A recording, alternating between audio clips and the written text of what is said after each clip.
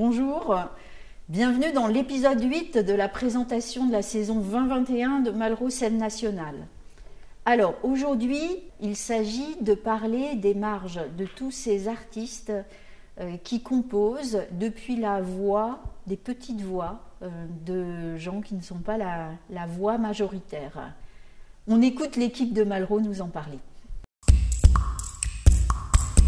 André Robillard sculpte, construit, amasse des tas de trucs, dessine beaucoup, adore le camembert, joue de l'harmonica et de l'accordéon.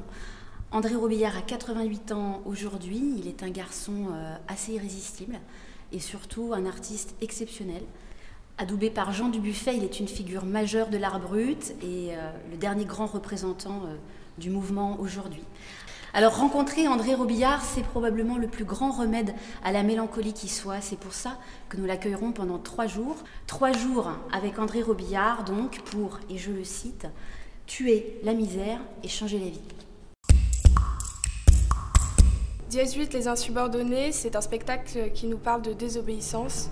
C'est 6 danseurs sur scène qui vont s'affranchir des codes normaux de la société. Tout ça rythmé par la musique techno-électro de Chloé. Pour la 8e création au sein de sa compagnie, Philippe Vuillermet, chorégraphe chambérien, nous emmène dans sa pièce dansée où désobéir devient une urgence. Ça se passe très prochainement à Malraux et on a hâte de vous y retrouver. Alors Les Naufragés, moi j'ai tellement aimé cette pièce, j'étais pas censée vous la présenter, mais je l'ai piquée à un collègue, voilà, parce que ça me tenait vraiment à cœur de vous en parler. La pièce Les Naufragés est tirée du livre du même nom de Patrick Declercq qui est paru en 2001. Les naufragés, ce sont les mendiants, les SDF, ceux qu'on ose à peine regarder dans la rue.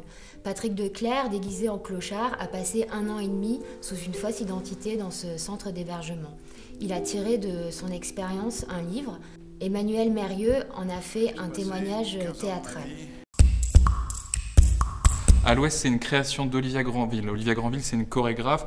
Vous avez peut-être dansé avec nous dans le Carré Curial sur ce qui s'appelait le choréhockey, qui était une grande danse participative qu'on a fait il y a 2 saisons. Elle revient cette fois-ci avec une création, 4 interprètes.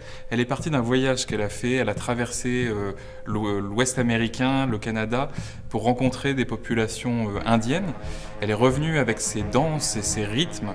Et elle s'est inspirée aussi de la musique de Moondog.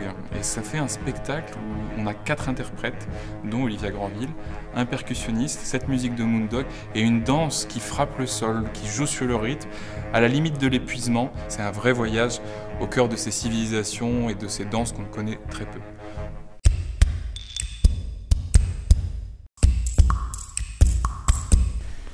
Je vais vous présenter la dernière création collective du Circa Tsuika. Tsuika, ça veut dire haute vie en roumain, et de la fanfare cirque du Cheptel Alecum, que l'on accueillera sous chapiteau au parc Buisson-Rond du 27 mai au 4 juin 2021.